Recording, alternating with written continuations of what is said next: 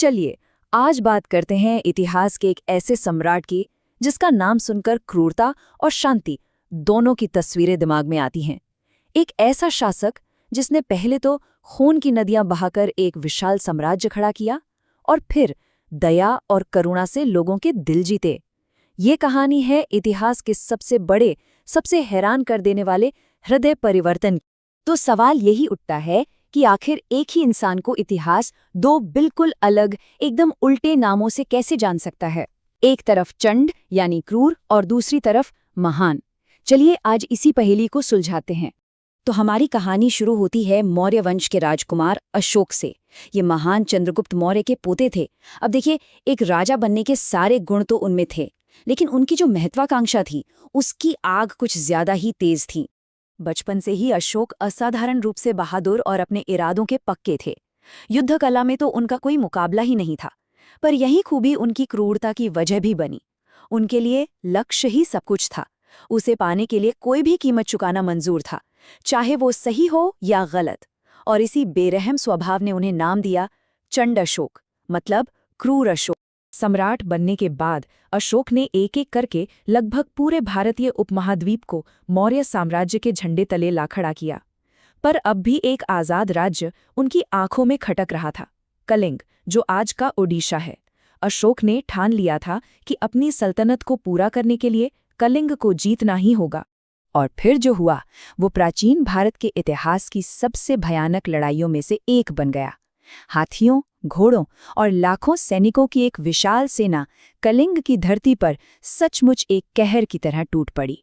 और ये कोई एक दो दिन की जंग नहीं थी। कई दिनों तक चली इस लड़ाई ने हरी भरी जमीन को शमशान बना दिया। हर तरफ जिधर भी नजर जाती सिर्फ मौत का सन्नाटा और इंसानी चीखों की गूंज बाकी रह गई थी। जब ये खून खराबा थमा तो तबाही के जो आंकड़े सामने आए उन्होंने इंसानियत को शर्मसार कर दिया। अंदाजा लगाइए, करीब 1 लाख लोग मारे जा चुके थे। और ये तो सिर्फ मरने वालों की गिनती थी। इसके अलावा लगभग 1.5 लाख लोग या तो बुरी तरह घायल थे या बंदी बना लिए गए थे, जिनका आगे क्या होगा कोई नहीं जानता था। ये तबाही किसी की भी कल्पना से कहीं ज्यादा बड़ी थी। कहते हैं युद्ध भूमि के पास बहने वाली दया नदी का पानी सैनिकों और आम लोगों के खून से पूरी तरह लाल हो चुका था। हाँ, अशोक ने कलिंग जीत लिया था, पर सवाल ये था कि किस कीमत पर। लेकिन इस जीत का कोई जश्न नहीं मनाया गया। सम्राट अशोक अपने रथ से उतरे और उस तबाही के मैदान पर चलने लगे जिसे उन्होंने खुद अपनी जिद से सींचा था। और वहां जो मंजर उन्होंने अपनी आंखों से देखा उसने उनकी आत्मा को अंदर तक झकझोर कर रख दिया। लाशों के ढेर के बीच एक औरत अपने परिवार के शव पर बिलख रही थी।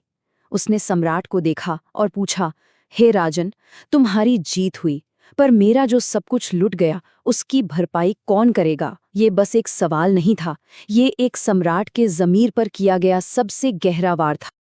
उस एक सवाल ने अशोक के मन में जैसे सवालों का तूफान खड़ा कर दिया। उन्होंने खुद से पूछा, क्या यही है एक राजा का धर्म? फिर सोचा, क्या मेरी जिम्मेदारी अपनी प्रजा को मरवाना है या फिर उनकी रक्षा करना? और फिर वो आखिरी सबसे बड़ा सवाल, अगर जीत की कीमत इतनी लाशें हैं तो क्या यह सच में कोई जीत है? कहते हैं उस रात सम्राट अशोक सो नहीं पाए। उन्होंने दुनिया तो जीत ली थी, लेकिन अपनी ही अंतरात्मा की लड़ाई हार चुके थे। और बस उस एक रात की आत्मग्लानि ने चंड अशोक को हमेशा के लिए दफन कर दिया। अब एक नए अशोक का जन्म हो रहा था, एक ऐसा सम्राट जो तलवार से नहीं बल्कि धम्म से, यानी धर्म और इंसानियत से राज करने वाला था। अशोक ने ऐलान किया, आज से मेरी तलवार शांत होगी। उन्होंने युद्ध को हमेशा हमेशा के लिए त्याग दिया और बौद्ध धर्म से प्रेरित धम्म के मार्ग को अपना लिया, जिसका मतलब था नैतिकता, अहिंसा और करुणा का रास्ता। और ये सिर्फ खोखले शब्द नहीं थे, बल्कि एक पूरी क्रांति की शुरुआत थी। अशोक ने अपने पूरे साम्राज्य में धम्म के सिद्धांत लागू किए। अब युद्ध की जगह शांतिपूर्ण रिश्ते बनाए गए, कैदियों को मानवीय अधिकार दिए गए और पहली बार सिर्फ इंसानों के लिए ही नहीं बल्कि जानवरों के लिए भी अस्पताल खोले गए।